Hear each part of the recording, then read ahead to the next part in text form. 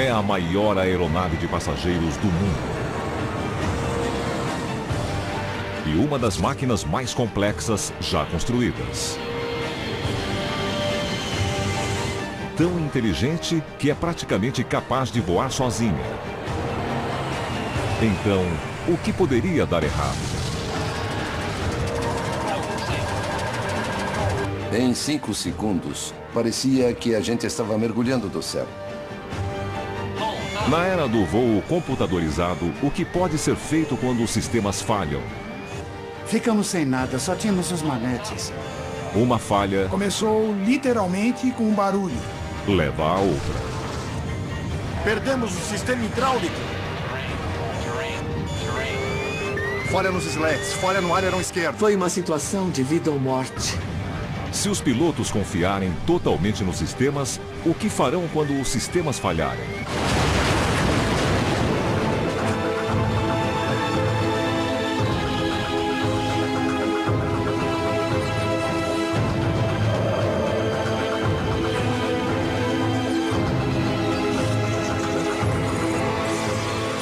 Catástrofes aéreas. Falha no sistema. 4 de novembro de 2010. Aeroporto de Changi, Singapura. As condições eram perfeitas para voar. O comandante Richard de Crepini e sua equipe estão prestes a pilotar o voo 32 da Qantas no segundo trecho da jornada de Londres a Sydney. São 9 da manhã. Eu estava deixando a minha família. Minhas irmãs moram na Irlanda. Rosemary e Larry Hegarty estão voltando para casa na Austrália depois de passar férias na Irlanda. Eu moro na Austrália, vivo com meus filhos e meu marido aqui, então fico sempre na dúvida sobre onde quero ficar. O avião é um Airbus A380. São 500 toneladas de materiais e eletrônicos avançados. Com 4 motores, 2 andares e 525 assentos, é a maior aeronave de passageiros que já se viu. O primeiro Super Jumbo. É a última tecnologia, é a culminação de centenas de anos de aviação. Apesar de seu tamanho, ele requer apenas 3 pilotos na tripulação. Porque no coração do A380 há um sistema computadorizado superpotente capaz de voar pela tripulação. Ao lado do comandante Richard de Crepini estão o copiloto Matt Hicks e o segundo oficial Mark Johnson. Excepcionalmente, há outros 2 pilotos neste voo. Harry Webben e Dave Evans, que são comandantes examinadores. Seu trabalho é avaliar o desempenho da tripulação. Hoje, estes 2 comandantes examinadores podem fazer a diferença entre a vida e a morte de 469 pessoas.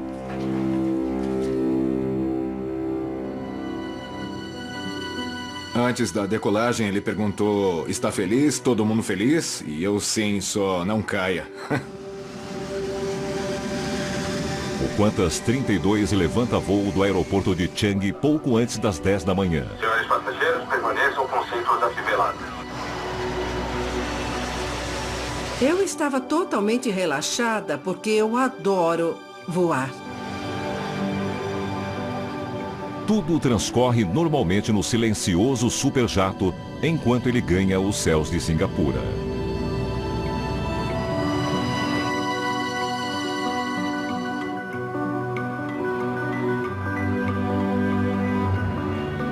Cinco minutos depois, quando ele chega a 2.100 metros... Ouvimos 2 barulhos altos, foi meio bum, bum. Eu me lembro de ver um clarão branco saindo de um dos motores. Gravação de passageiro. Eu só olhei para o Larry e perguntei: você acha que vamos ficar bem? A primeira coisa que eu pensei foi em fazer algumas orações. E o avião inteiro começou a tremer. A primeira reação do comandante de Crepini é reduzir a potência. Eu logo pensei em nivelar o avião, então eu teria que diminuir a potência dos motores e tornar tudo menos intenso. Atenção, motor em chamas. Neste momento, o sistema da aeronave informa aos pilotos que o motor número 2 está em chamas. Motor número 2 em chamas. The Corpini tenta acionar extintores de incêndio por controle remoto, mas não obtém resposta. Atenção, motor número 2 em chamas. Então o motor número 2 para completamente. Falha no motor 2. Perder uma de 4 turbinas é um problema, mas não deve ser uma tragédia. O sistema automático do avião é programado para lidar com este tipo de situação. Ativar sistema automático. Tinha uma moça sentada no assento do corredor ao lado do meu e ela segurava um bebezinho. Ela olhou para mim e perguntou o que houve. Eu respondi, acho que aconteceu alguma coisa com um dos motores, mas tudo bem, o avião tem outros 3. Atenção, falha no motor 2. Mas a falha do motor de repente se transforma em algo ainda pior. Falha nos slats, falha no aileron esquerdo. Falha no motor 2. Em 1 minuto, o sistema relata uma cascata com mais de 50 mensagens de erro diferentes. Sistema de combustível e controles de voo. Hidráulicos com baixa pressão. Trem de pouso, freios, ar-condicionado.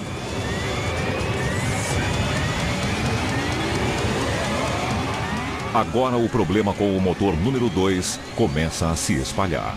Motor 1 em modo degradado. Eu só não esperava ver os outros 2 motores em condições abaixo do normal. Os motores 1 e 4 ainda estão funcionando, mas o sistema avisa os pilotos que não pode controlá-los totalmente. Quando ouvimos sobre uma falha de sistema num avião tão sofisticado quanto o A380, se é uma falha muito grande, o computador começa a dizer que tudo está errado.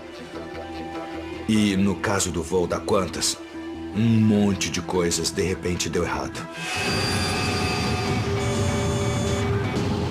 Isso significa que o voo Qantas 32 está com problemas graves. Está ficando claro que a explosão causou uma grande falha no sistema de voo computadorizado. 469 vidas estão por um fio. Porque quando um avião perde seu computador de bordo, pode tornar-se incontrolável. Como aconteceu 2 anos antes, na costa sul da França. 27 de novembro de 2008. Um Airbus A320 da Air New Zealand está arrendado para uma companhia alemã. Ele passa por um curto voo de teste sobre a costa sul da França antes de retornar para seu dono.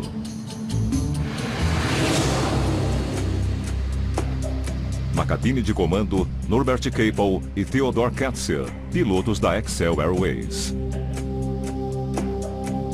Juntamente com eles, Brian Hurrell, representante da Air New Zealand. Ainda há outros 4 funcionários da empresa neozelandesa a bordo.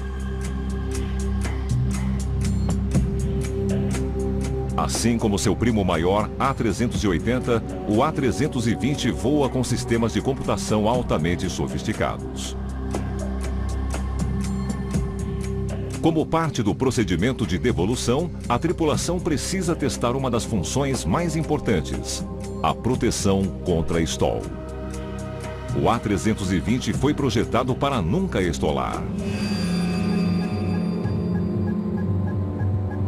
Se o sistema detectar que o avião está voando muito devagar, ele deve automaticamente baixar o nariz da aeronave e aumentar a potência dos motores para sair do stall. E a arfagem? O piloto Capel inicia o teste. O jeito mais rápido de estolar um avião é reduzir a velocidade e levantar o nariz. É um voo complicado. Estolar um avião de propósito não é brincadeira. É um teste potencialmente perigoso e normalmente realizado a mais de 4.200 metros. Mas quando o avião já está descendo em direção ao aeroporto, a tripulação resolve fazer o teste a apenas 1.200 metros. Estamos reduzindo a velocidade agora para simular o stall. Conforme o nariz aponta para cima, o piloto Capel espera que o sistema assuma o controle. A tripulação estava esperando que a proteção fosse acionada. A velocidade continua a cair. O avião fica cada vez mais lento. Ainda assim, o sistema de pilotagem não faz nada.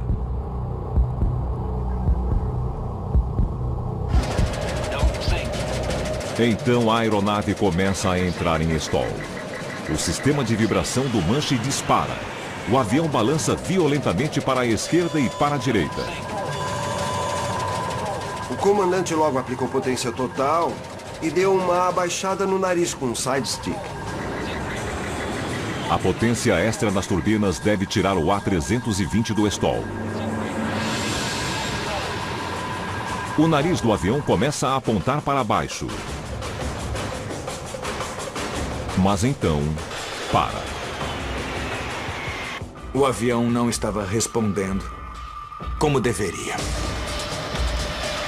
De repente, o nariz começa a levantar novamente.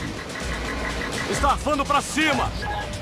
O nariz começou a levantar num ângulo assustador. Devo aumentar a velocidade? A aeronave volta a estolar.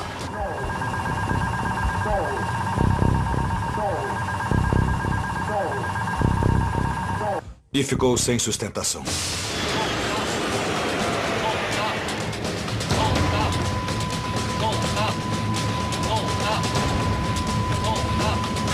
Ele está sem controle. Ele vira para o lado e mergulha com o nariz para baixo. Potência, potência! A 1.200 metros, os pilotos não têm tempo para uma recuperação. A aeronave simplesmente cai.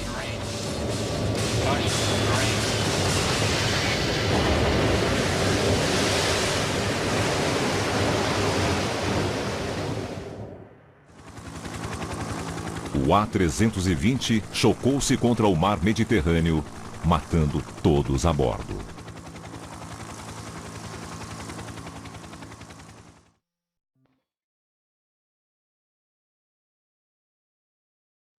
Em horas, uma equipe de investigadores franceses assume o caso. Entre eles, o especialista em sistemas Leopold Sartorius. A primeira questão que encontram é como um avião com um sistema anti-stall tão avançado pode cair.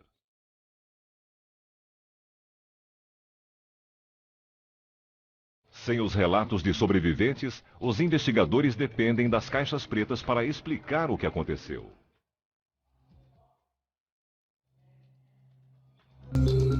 No laboratório, eles descobrem a primeira pista por meio de dados captados por dois pequenos sensores.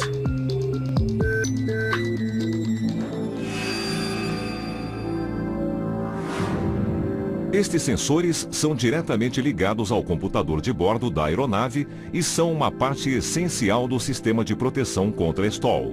Eles informam ao avião em que ângulo ele está voando. Analisar o que deu errado é um desafio para Sartorius. Cerca de 20 minutos depois da decolagem, percebemos nas gravações dos dados de voo que 2 dos 3 sensores de ângulo de ataque congelaram. A partir de exatamente 3 horas e 6 minutos, os sensores congelados avisam o computador do avião que ele está voando nivelado, mesmo quando ele não está. Os investigadores agora são capazes de relatar por que um avião com um sistema tão avançado pode ter caído.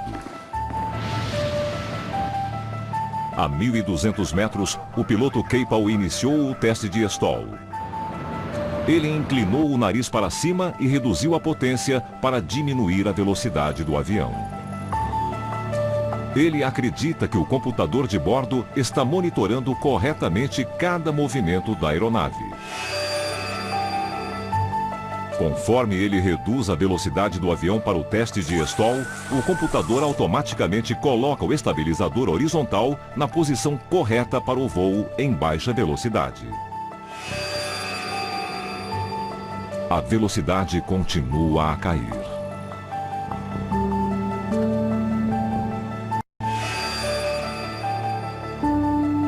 Devido à informação que está recebendo dos dois sensores congelados, o sistema detecta que o avião está nivelado e não percebe que está prestes a estolar.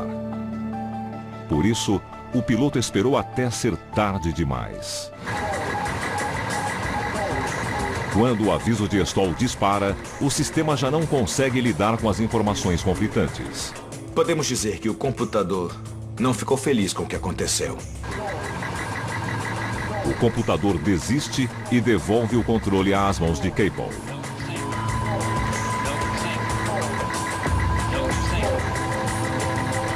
Ele tenta apontar o nariz para baixo e aumentar a potência. Mas anteriormente o sistema havia ajustado a posição do estabilizador para manter o nariz levantado para o teste de stall. Não seria a primeira coisa que eles iam pensar. É uma coisa que o sistema normalmente faz.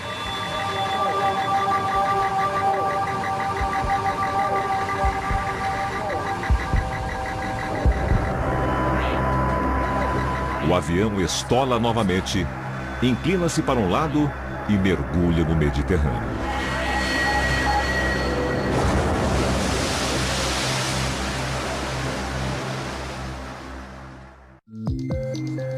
O que aconteceu com o voo de teste da Excel demonstra que se o sistema de um avião falha, mesmo em virtude de um erro aparentemente minúsculo, o resultado pode ser uma tragédia.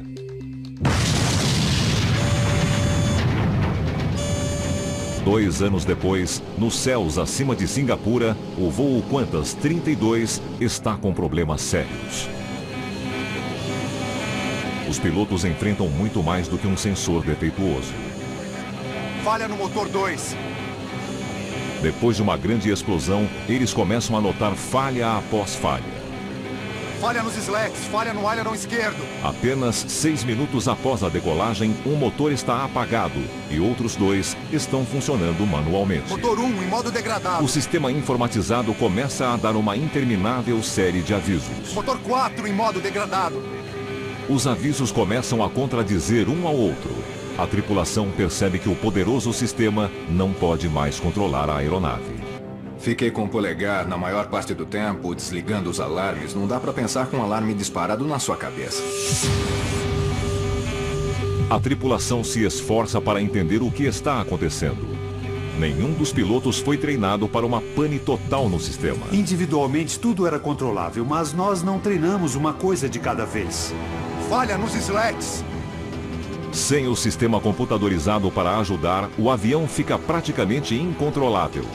Existe o risco de os 3 pilotos da tripulação ficarem sem ação.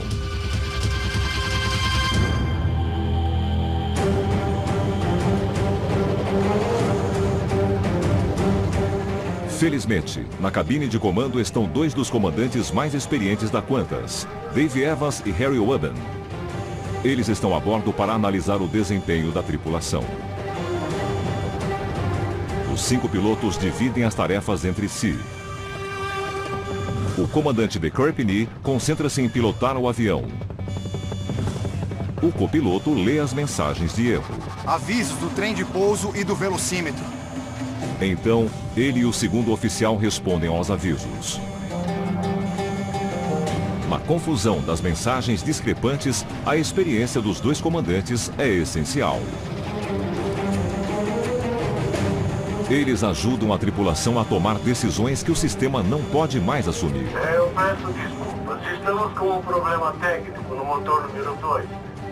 E estamos resolvendo a situação para tentar manter o voo seguro.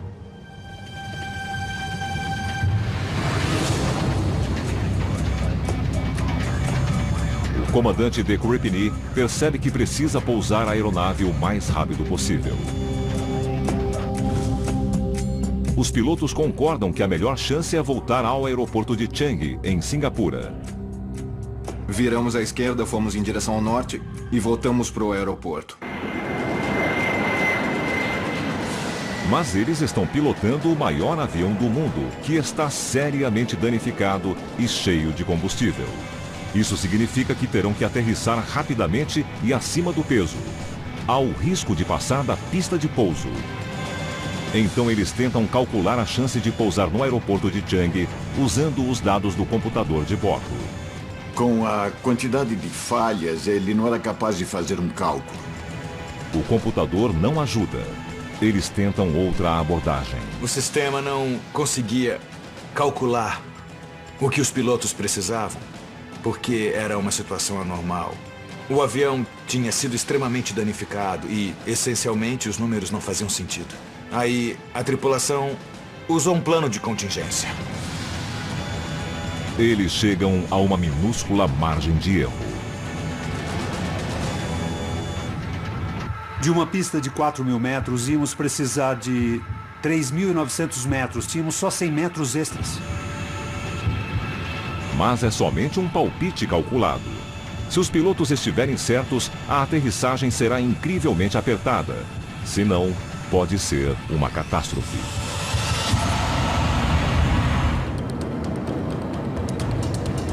Até mesmo colocar a aeronave na pista será um grande desafio. O sistema de computação está sobrecarregado e os pilotos perderam muitos dos controles necessários para comandar o A380. É uma situação apavorante, mas que não é nova. 20 anos antes, uma tripulação precisou pousar em Sioux City, no Iowa, lidando com uma crise similar.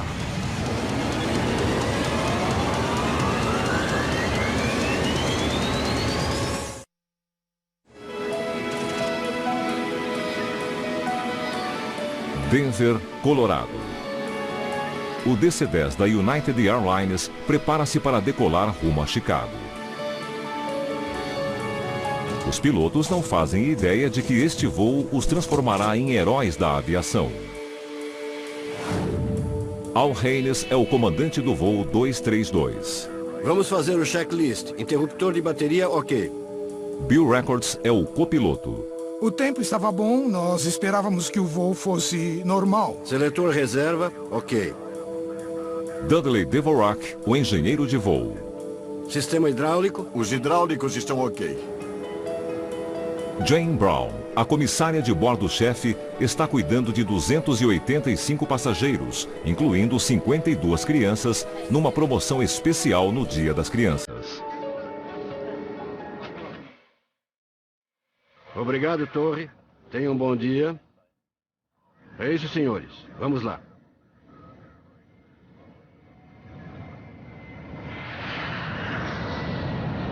Pouco depois das 2 da tarde, o voo 232 começa sua jornada de 2 horas até Chicago. Acionando o piloto automático. Todo seu, Bill.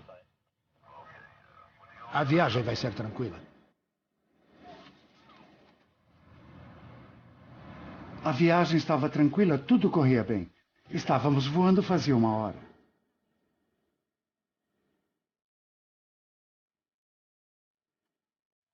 Era um daqueles dias muito bonitos de julho. As coisas estavam indo bem e eu já iniciei o serviço porque o Al disse que o avião ia passar por uma pequena turbulência antes de chegar em Chicago. Eu queria ter todo o serviço feito e concluído caso tivéssemos que nos sentar.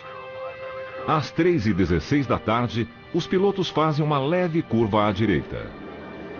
Eu estava na classe econômica recolhendo as bandejas quando de repente o motor de cauda explode. Começou literalmente com um barulho. O avião tremeu. O painel de instrumentos vibrou. Precisávamos determinar o que era. Assim como no voo Qantas 32, perder um de 3 motores não deve ser um problema. Era só desligar o motor e prosseguir com o voo. Atenção, senhoras e senhores. Ouvi um piloto anunciando que tínhamos perdido o motor, mas que o avião ainda tinha outros 2 e íamos ficar bem.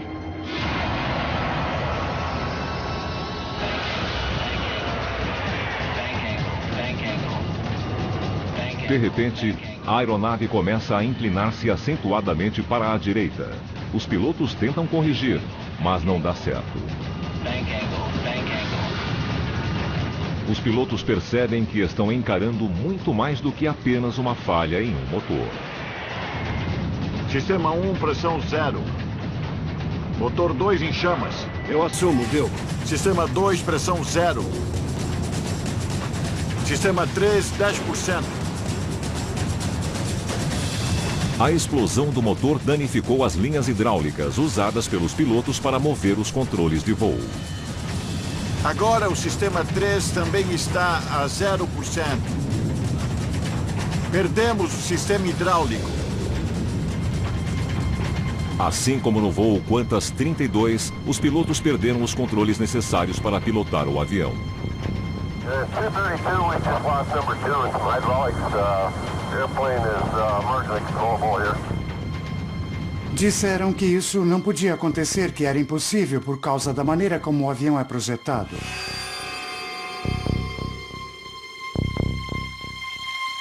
O dano ao sistema hidráulico da aeronave é catastrófico, porque quando o motor de cauda explodiu, seus estilhaços rasgaram o estabilizador horizontal. Este é o único local do DC-10 em que as 3 linhas hidráulicas do avião se encontram. E nenhuma delas fica intacta.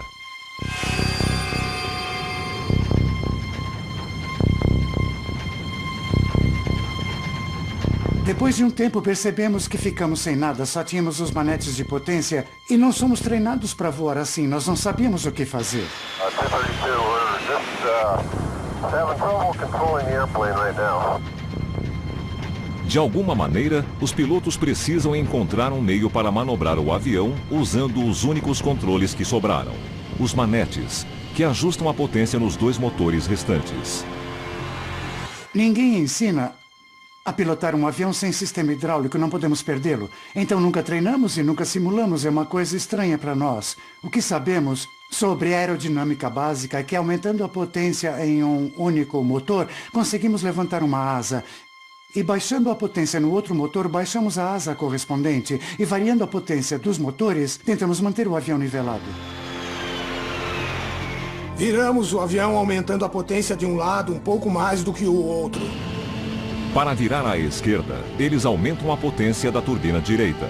Para virar à direita, aumentam a potência da turbina esquerda. Mas é uma maneira extremamente crua de se pilotar uma aeronave. Neste ponto, John Brown acredita que o problema é pequeno. Acho que o Dudley me chamou para ir até a cabine. Perdemos o sistema hidráulico. Nessa hora ele falou que perderam o sistema hidráulico e que eu devia dar as instruções e informar os passageiros. Minha mente só pensava, eu preciso ficar calma, a tripulação precisa ficar calma. Temos que manter os passageiros calmos. Enquanto isso, o comandante Haynes e o copiloto Bill Records batalham com sua direção improvisada, usando apenas os manetes direito e esquerdo. Eles precisavam das 2 mãos para poder mover um manete de cada vez. Não dá para fazer tudo aquilo, é muita coisa. Eles precisam de outro par de mãos. Assim como no voo Qantas 32, a tripulação tem um golpe de sorte. Um dos passageiros, Danny Fitch, é instrutor de voo no DC-10. Ele entrou, se apresentou e perguntou o que podia fazer. Os 4 pilotos dividem as tarefas. Ele ficou entre mim e o Bill, usando uma mão em cada manete. Se queríamos virar para a esquerda, um de nós dizia esquerda, então virávamos um manche para a esquerda. E o Danny empurrava uma manete para levantar a asa e nos ajudar a virar. Calma. Devagar. Mais à direita. Mais um pouco. Eles precisam de muita precisão e de cada milissegundo de concentração. Não pensávamos em acidente, em incêndio, nem no que íamos fazer. Chegando perto do solo, o principal era dar um passo de cada vez. Agora para a direita. Gradualmente, eles retomam o controle da aeronave. A pergunta é: será possível aterrissar? Tínhamos que achar um lugar para pôr o avião no chão. Agora eles estão sobrevoando o estado de Iowa. A torre disse Sioux City. Por mim, tudo bem. Eu pedi para nos levarem até lá. A cidade tem uma pista longa bastante para o pouso. Para ter alguma chance de chegar a Sioux City, os pilotos precisam descer o avião com uma série de guinadas arrepiantes, perdendo altitude de uma vez. Tínhamos que perder mais de 11 mil metros de altitude de onde a explosão aconteceu. Lembro de ter olhado pela janela em um certo momento e pensado que seria uma descida longa. Mas nós levamos cerca de 45 minutos. Mais para a direita. A tripulação prepara o avião para a aterrissagem. Todos sabem que ela pode ser fatal. Senhoras e senhores, vamos tentar pousar em minutos. Preciso avisar que este será um pouso brusco. Há 4 crianças muito novas sentadas no colo de suas mães. Elas não têm assentos próprios. Enquanto eu esperava os pilotos pedirem para ficarmos em posição de impacto, eu peguei o microfone e orientei os passageiros com crianças de colo a colocá-las no chão e segurá-las.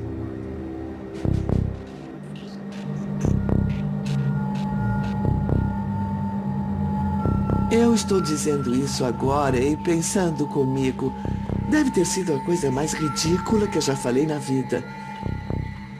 O que soa bem num treinamento não parece racional na vida real.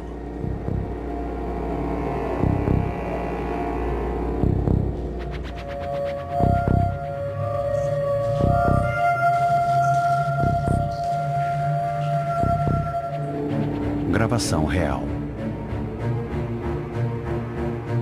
A tripulação gradualmente deixa a aeronave perto do solo. Tudo depende de um ajuste fino nos manetes. Os pilotos estão a poucos minutos da aterrissagem. Chegando perto do final, eu estava sentindo um alívio e um pouco de apreensão ao mesmo tempo. Fiquei imaginando como aquilo ia terminar, porque não tínhamos freios para parar o avião e nem controles para mantê-lo na pista. Inclina para a esquerda.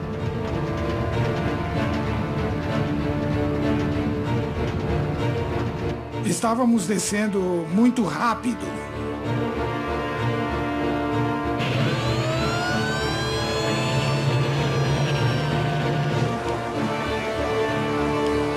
You're cleared to land on any runway. You want to be particular, make it a runway, huh?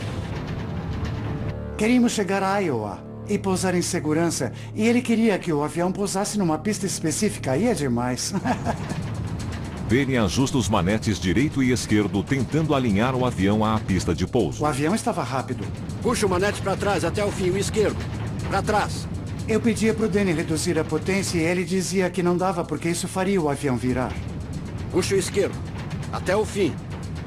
A turbina direita nos inclinou para a direita. Puxa o manete esquerdo. Eu dizia esquerdo, esquerdo. Esquerdo. Manete esquerdo. Esquerdo. Esquerdo, esquerdo, esquerdo. Reduz a potência no manete esquerdo. Reduz a potência. Puxa o manete. O avião começou a virar para a direita. E então nós batemos no chão. Gravação real. E eu desmaiei.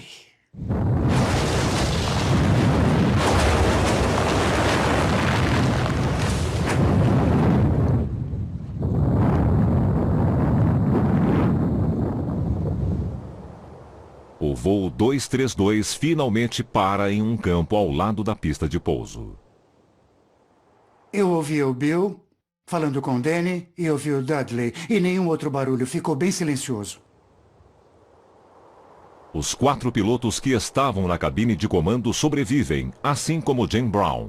Mas entre os 296 passageiros a bordo, 111 morrem. Incrivelmente, há 185 sobreviventes. Os pilotos provam que é possível pousar um avião com nada além de manetes.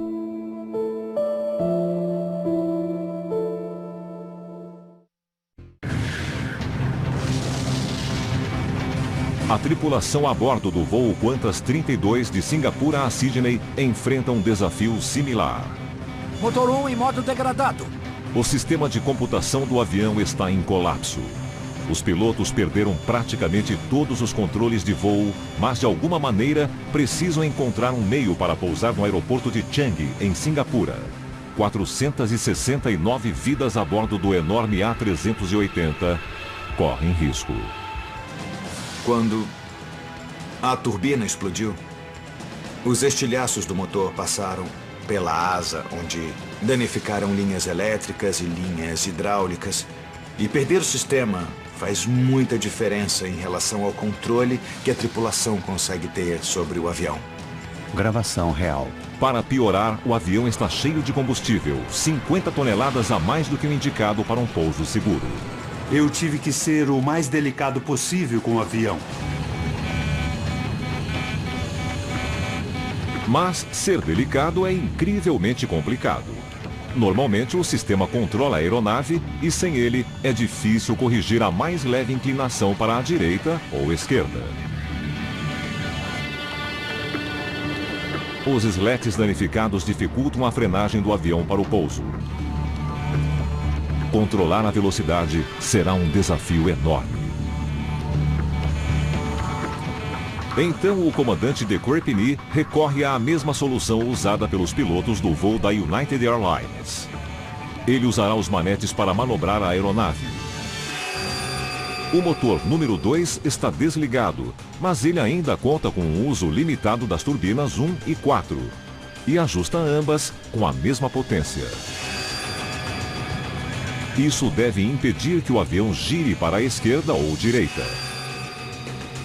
Para controlar a velocidade do avião, ele usará o motor número 3, o único em que pode confiar totalmente. Me concentrei totalmente na pista e na velocidade. Eu tinha que garantir que o avião ia voar exatamente na velocidade de aproximação. Não podíamos voar rápido. Com muita velocidade, passaríamos da pista. Mas sem velocidade, o avião cairia do céu. A diferença entre estolar antes do pouso e colidir no final da pista é de apenas alguns quilômetros por hora. É uma margem que ninguém quer ter numa operação normal. Falei que a velocidade era crucial, que ele tinha que manter. Ele já sabia. E eu pensei, bom, obrigado, Harry, mas nem precisava falar. Eu peço desculpas. O comandante examinador Dave Evans avisa a equipe de comissários. Eu me lembro de ter ouvido um piloto dizer que ia ser um pouso rápido. E a comissária regalou os olhos quando ele falou isso. Qantas 32, pista 2 liberada para pouso. A torre de controle libera o voo Qantas 32 para a aproximação final. Qantas 32 em aproximação final. O comandante de Courtney tenta estabilizar a aeronave.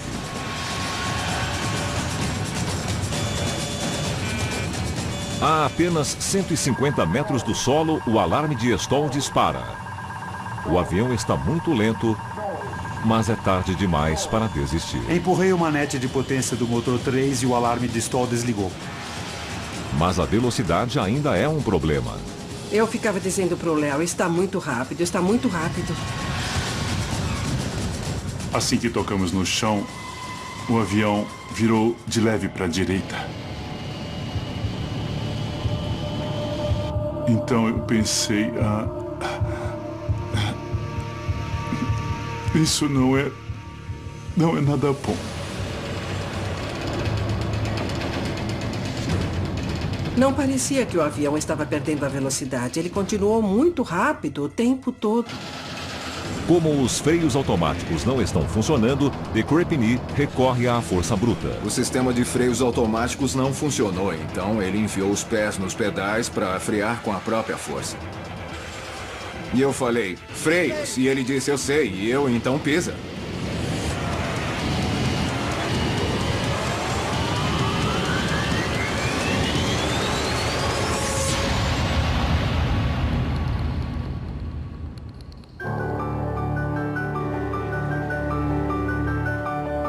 A aeronave finalmente para a apenas 100 metros do final da pista de pouso. Sentimos uma sensação de alívio enorme quando o avião parou e soltamos o freio. Todo mundo bateu palmas. Acho que de puro alívio, apesar de ter sido um pouso cheio de solavancos, mas ficamos muito aliviados. O maior avião do mundo resistiu ao que quase foi uma catástrofe. Depois de perder a maior parte de seu sistema de bordo, a tripulação precisou de muita habilidade e experiência para colocar a aeronave no chão em segurança.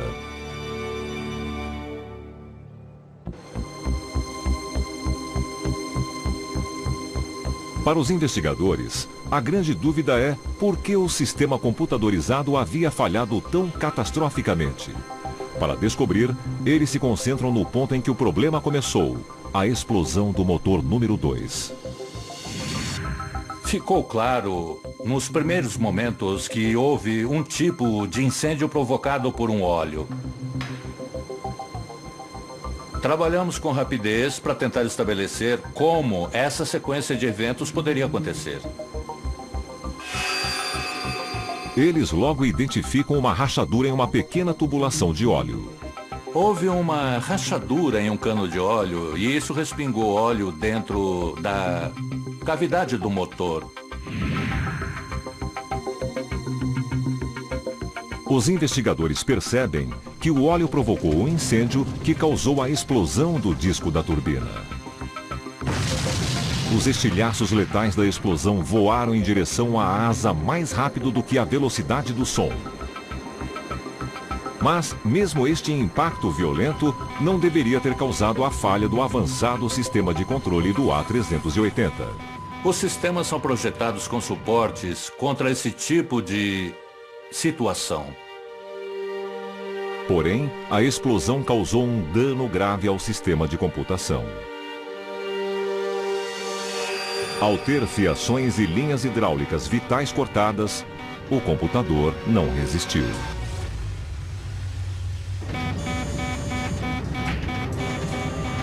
O que salvou a aeronave foi a habilidade do piloto ao superar a confusão do sistema e concentrar-se em controlar o que ainda poderia manter o avião no ar.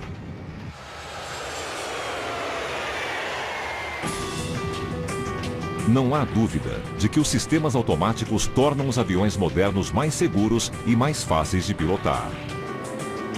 Mas o voo Qantas 32 mostra que até os sistemas têm um limite. E quando os sistemas falham, a tripulação fica sozinha.